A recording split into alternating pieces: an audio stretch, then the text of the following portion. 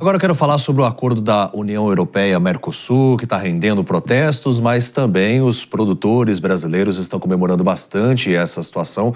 Por isso a gente vai conversar com o ex-ministro da Agricultura, que já está conectado com a gente ao vivo aqui, o Roberto Rodrigues, né? Ele que é professor também da área, vai poder falar sobre a expectativa do mercado em relação a isso, porque setor de carnes, indústria de produtos manufaturados e industrializados estão comemorando bastante essa decisão, esse acordo. Muito bom dia. Bom dia.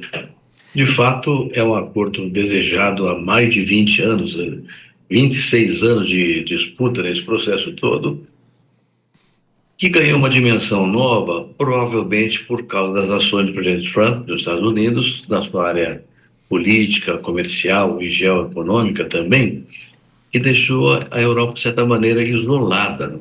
Os Estados Unidos de um lado, China, Rússia do outro lado, a Europa ficou meio isolada. Então, era muito importante para a Europa, finalmente, fazer um acordo comercial com uma região que está próxima, até fisicamente mais próxima do que outras regiões, mas que fundamentalmente tem uma ligação histórica também com a União Europeia, que é a América Latina, em especial o Mercosul. De modo que o acordo, tendo patinado durante tanto tempo, rapidamente agora foi impulsionado, supostamente por causa dessa questão, dessa provocação do presidente Trump. Então, é muito positivo que o assunto seja resolvido finalmente, embora tenha ainda que passar pelo Parlamento Europeu, mas aparentemente as coisas estão bem encaminhadas. Do ponto de vista prático, concreto, em termos de exportações imediatas, não há muita expectativa, por várias razões. Primeiro, porque nós temos quotas com a Europa hoje, são quotas pequenas de produtos agrícolas, e não há nenhuma expectativa de aumentar essas quotas no curto prazo, porque a desgravação tem um tempo para acontecer, de 10 e 15 anos, dependendo do produto, da região e da atividade produtiva. Então, de 10 a 15 anos é que vai ter a desgravação. E é isso, é aí que o comércio vai aumentar e evoluir positivamente. Mas, de qualquer maneira, é muito importante que isso aconteça, porque um acordo com a União Europeia é um aval para outros países ou grupos de países do planeta que se interessem por acordo com produtos agrícolas da região do Mercosul. Então é muito importante, muito positivo e vale a pena para todos nós. Ministro, na sua avaliação, quais vão ser os principais efeitos de médio e longo prazo para a economia brasileira? Terão vencedores e perdedores nessa história? Sim, possivelmente, como em todo grande acordo, grande negociação, teremos vencedores e teremos alguns perdedores. Eu diria que os vencedores principais são aqueles ligados às cadeias produtivas de alimentos, porque carne deve ter um aumento de exportação, frutas é um tema muito delicado e que provavelmente será um grande acesso ao mercado europeu, mesmo café também deve haver um avanço. Por outro lado, há um temor aqui no Brasil de que os produtores de vinho sofram algum tipo de concorrência difícil com produtos europeus, né? Mas isso tudo, toda vez que há um acordo comercial grande, mas é um acordo com 720 milhões de pessoas, né? E uma boa parte, mais da metade, com poder aquisitivo alto. Então é o maior acordo comercial da história contemporânea no mundo. Então realmente vai abrir mercado para todo mundo. O que acontece de maneira geral é que esses acordos criam dificuldades para certos setores que, por sua vez, serão obrigados a investir em tecnologia, em gestão, em inovação, e isso acaba dando uma condição competitiva. Eu vou lembrar um fato: quando foi montado o Mercosul, no final dos começos dos anos 90, no século passado, havia uma enorme preocupação por parte dos agricultores brasileiros de que a concorrência com a Argentina ia ser prejudicial para a gente. Ao contrário, houve uma demanda extraordinária por parte dos produtores brasileiros de tecnologia, de inovação, de investimentos em pesquisa, e nós hoje somos os grandes exportadores mundiais de alimentos, de produtos agrícolas, mesmo com a Argentina concorrendo conosco livremente. Então, quando há uma concorrência dessa natureza leal, verdadeira, todo mundo investe em tecnologia e modernização. Então, mesmo aqueles eventuais perdedores por circunstâncias de momento, possivelmente investirão mais em tecnologia e vão ser concorrentes também no futuro de médio e longo prazo. Porque se de um lado, né, tem a contrapartida, do outro também tem o receio, por isso que os agricultores franceses estão protestando tanto e diz que é uma concorrência desleal. Ana Beatriz Rich. Professor, a gente sabe que esse acordo ele foi discutido por 20 anos praticamente. Mais de 26 anos. 25. O senhor deve ter acompanhado ao longo do tempo aí na sua carreira. E a minha pergunta é, o que fez ele finalmente ser aprovado agora? O que mudou ao longo desses 25 anos para a gente finalmente conseguir aprová-lo? Olha, Ana Beatriz, eu acho que são duas razões principais. A maior de todas elas, já citei aqui, é a ação do presidente Trump dos Estados Unidos, que, de certa forma, isolou a Europa economicamente do resto do mundo. A Europa ficou fora dessas grandes discussões em Estados Unidos, de um lado, Ásia, do outro lado, China, a própria Rússia. A Europa ficou um pouco isolada no processo. Ela precisava buscar uma alternativa de integração global que gerasse resultado positivo para ela, tanto na importação quanto na exportação. E a América Latina, e o Mercosul especificamente, era um candidato natural para isso. Então, eu acho que o grande agente principal foi realmente essa questão da geopolítica moderna.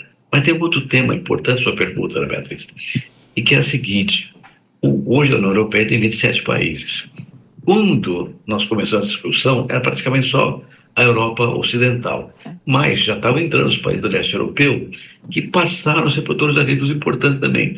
Então, países como a Hungria, a Polônia, a República Tcheca, a Eslováquia, que não eram países importantes agriculturalmente falando, porque tinha até todo o processo, digamos, do mundo comunista, que não tinha muita ação de governo em cima, hoje se liberou. Então, esses países passaram a ser produtivos, eficientes e competem hoje dentro da União Europeia, entre os países da União Europeia.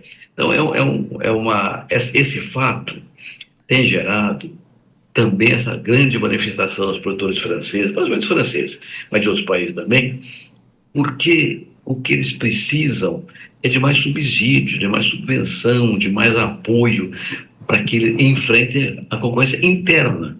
Então, usa-se muito essa coisa do Mercosul como uma defesa para os produtores franceses em busca de mais proteção, mais subsídio.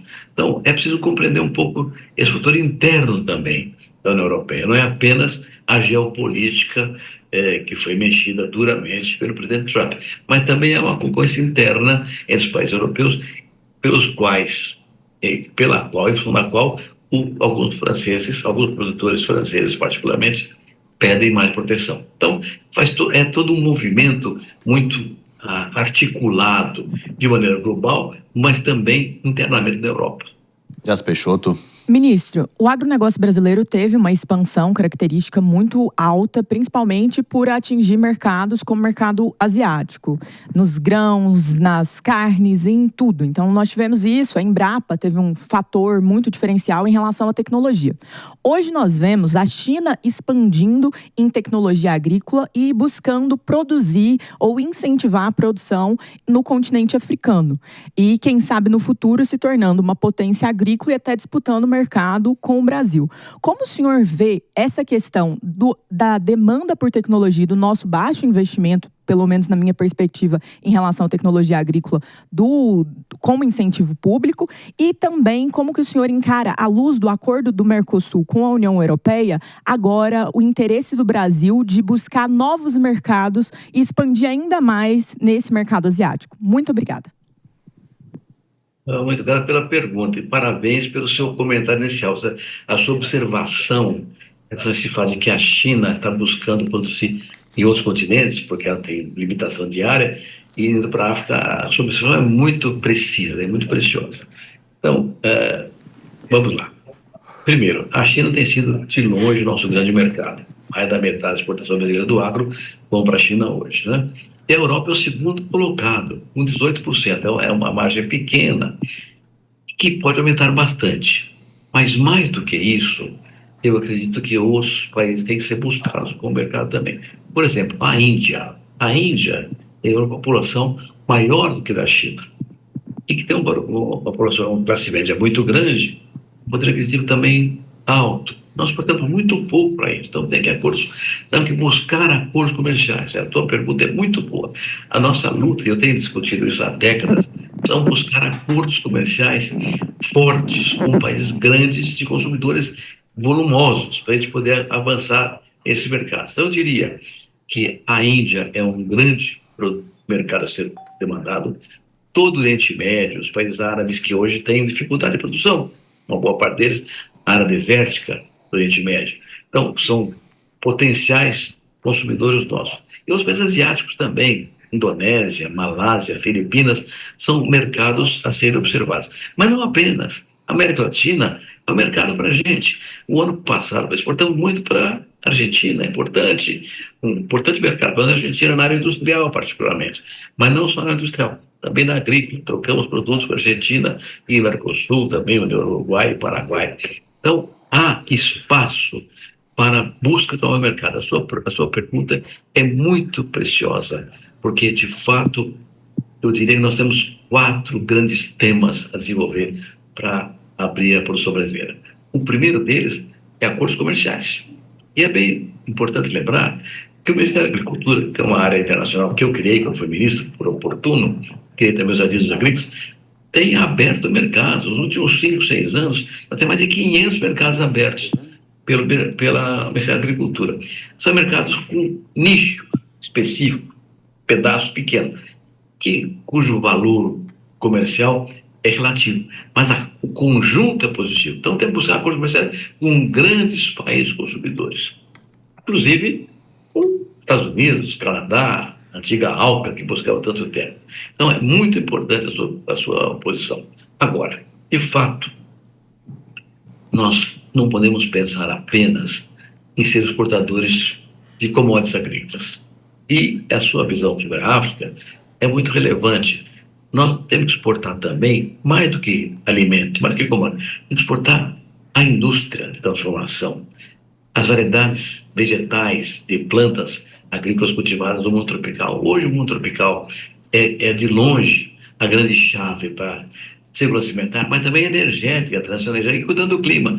Nós desenvolvemos no Brasil a mais importante tecnologia tropical sustentável do planeta. Isso vai ser replicado no cinturão tropical, América Latina, África, subsaariana e parte da Ásia também.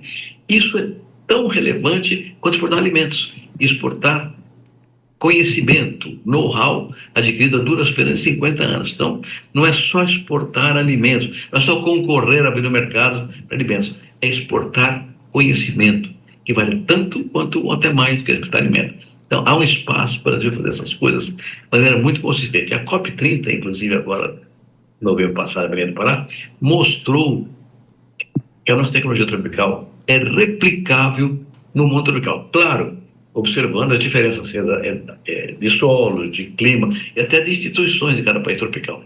Mas o modelo desenvolvido no Brasil é replicável no mundo tropical. Então, não é só produção agrícola, é toda a cadeia produtiva agrícola organizada, e nós conseguimos fazer com competência, com tecnologia, com logística em estrutura, com cooperativismo sólido. Os países brasileiros hoje já respondem por quase 60% da produção agrícola. Uma coisa notável, e as cooperativas têm 80% de pequenos e médios produtores. Então, é um espaço de crescimento para todos os tipos de produtores no Brasil e no mundo.